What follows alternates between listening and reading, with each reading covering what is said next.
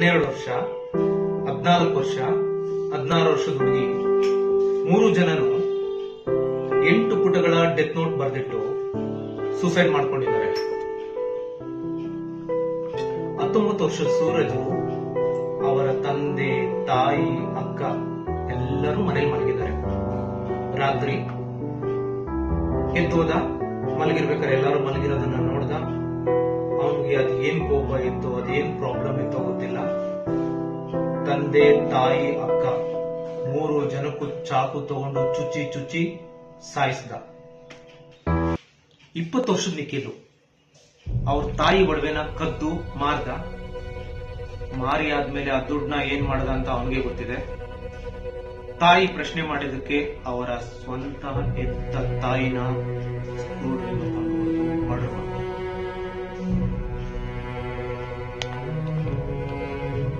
17 ವರ್ಷದ ಹುಡುಗ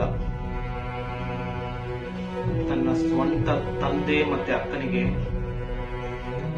ಚಾಕು ತಗೊಂಡು ಚುಚ್ಚಿ ಸಾಯಿಸಿ ಅವರ ಅಮ್ಮನ ಮೇಲೂ ಕೊಲೆಗೆ ಪ್ರಯತ್ನ ಪಟ್ಟಿದ್ದಾನೆ.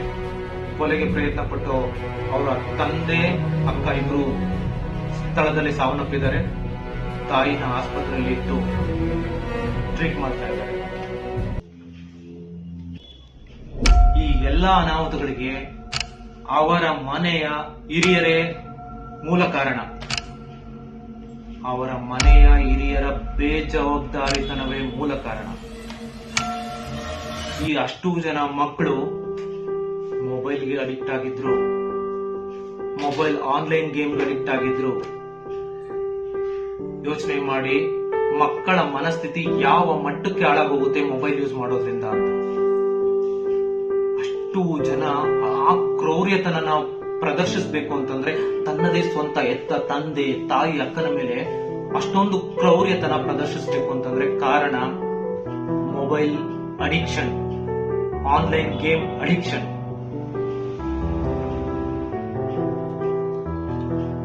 ಕಾರಣ ಇಷ್ಟೇ.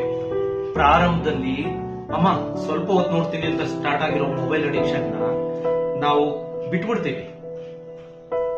ಸ್ವಲ್ಪ ಹೊತ್ತು ನೋಡ್ತಾನೆ ಬಿಡು ಅನ್ನೋ ಒಂದು ಬೇಜವಾಬ್ದಾರಿತನ ನಮ್ಮಲ್ಲಿ ಬಂದಾಗ ಇಂಥ ಅನಾಹುತಗಳಿಗೆ ಕಾರಣ ಆಗುತ್ತೆ. ನಮ್ಮ ಮಕ್ಕಳು ನಮ್ಮನ್ನೇ ಕೊಲ್ಲುವ ಅನಾಹುತಗಳಿಗೆ ಕಾರಣ ಆಗುತ್ತೆ. ಸೊ ಯೋಚನೆ ಮಾಡಿ, ಮಕ್ಕಳು ಏನಾಗ್ತಾ ಇದ್ದಾರೆ ಮೊಬೈಲ್ ನೋಡೋದ್ರಿಂದ. ನನಗೆ ಗೊತ್ತು, ನಮ್ದೇ ಆದ ಕಷ್ಟಗಳಲ್ಲಿ, ನಮ್ದಾದ ಯೋಚನೆಗಳಲ್ಲಿ, ನಮ್ದೇ ಆದ ಜವಾಬ್ದಾರಿಗಳಿಗೆ ತಲೆ ಕೊಟ್ಕೊಂಡು ಮಕ್ಕಳ ಕಡೆ ಗಮನ ಕೊಡೋದನ್ನ ನಾವು ಕಮ್ಮಿ ಮಾಡಿರ್ತೀವಿ. ಮಕ್ಕಳ ಕಡೆ ಗಮನ ಕೊಡೋದನ್ನ ನಾವು ಬಿಟ್ಬಿಟ್ಟಿರ್ತೀವಿ, ನೆಗ್ಲೆಕ್ಟ್ ಮಾಡಿರ್ತೀವಿ. ಆ ನೆಗ್ಲೆಕ್ಟ್, ಆ ಬೇಜವಾಬ್ದಾರಿತನ ನಮ್ಮ ಪ್ರಾಣದಲ್ಲಿ ಬರ್ತದೆ. ಸೊ ಯೋಚನೆ ಮಾಡಿ, ಮಕ್ಕಳಿಗೆ ಮೊಬೈಲ್ ಕೊಡೋದನ್ನ ನಿಲ್ಲಿಸಿ.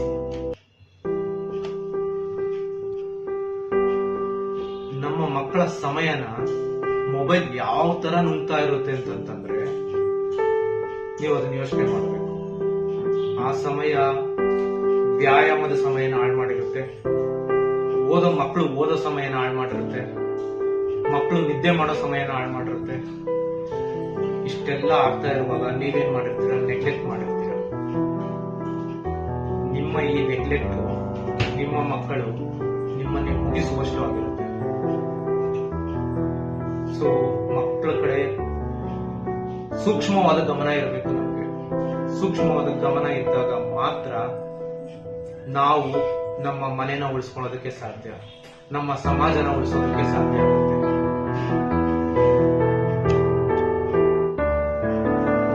ಮಕ್ಕಳು ಮೊಬೈಲ್ ನೋಡೋ ಸಮಯನ ಒಳ್ಳೆ ಅಭ್ಯಾಸಗಳಿಗೆ ಬಳಸೋ ಹಾಗೆ ಮಾಡಬೇಕಾಗಿರೋದು ನಮ್ಮದೇ ಜವಾಬ್ದಾರಿ.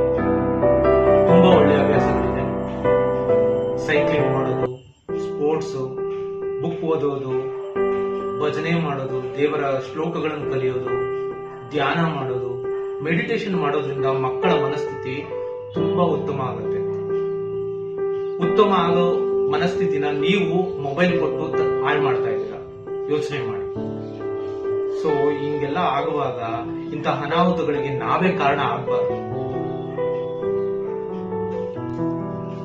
ನಾವೇನ್ ಮಾಡ್ತೀವಿ, ನಾವ್ ಹೇಗ್ ನಡ್ಕೊಂತೀವಿ, ನಾವ್ ಯಾರ ಹತ್ರ ಹೇಗ್ ಮಾತಾಡ್ತೀವಿ, ಅನ್ನೋದ್ರ ಮೇಲೆನೆ ಅನ್ನೋದನ್ನ ನೋಡ್ಕೊಂಡು ನಮ್ಮ ಮಕ್ಕಳು ಬೆಳೀತಾ ಇರ್ತಾರೆ. ನಾವೇ 24 ಗಂಟೆ ಮೊಬೈಲ್ ಹಿಡ್ಕೊಂಡು ಕುತ್ಕೊಳ್ಳೋದ್ರಿಂದ, ಮನೆಗೆ ಆಫೀಸಿಂದ ಮನೆಗೆ ಬಂದ ತಕ್ಷಣ ಮೊಬೈಲ್ ನೋಡ್ಕೊಂಡು ಕುತ್ಕೊಳ್ಳೋದ್ರಿಂದ ಮಕ್ಕಳು ಅದನ್ನೇ ಮಾಡೋದಕ್ಕೆ ಪ್ರಾರಂಭ ಮಾಡ್ತಾರೆ. ಅಮ್ಮ ಅಪ್ಪ ನೋಡ್ತಾ ಇದ್ದೆ ನಾನ್ ನೋಡ್ಬಾರ್ದ, ಅಮ್ಮ ಅಕ್ಕ ನೋಡ್ತಾ ಇದ್ದೆ ಅಣ್ಣ ನೋಡ್ತಾ ಇದ್ದೆ ಮೊಬೈಲ್ ನಾನು ನೋಡ್ತೇನೆ ಅನ್ನೋ ಮನಸ್ಥಿತಿ ಮಕ್ಕಳಿಗೆ ಬರುತ್ತೆ.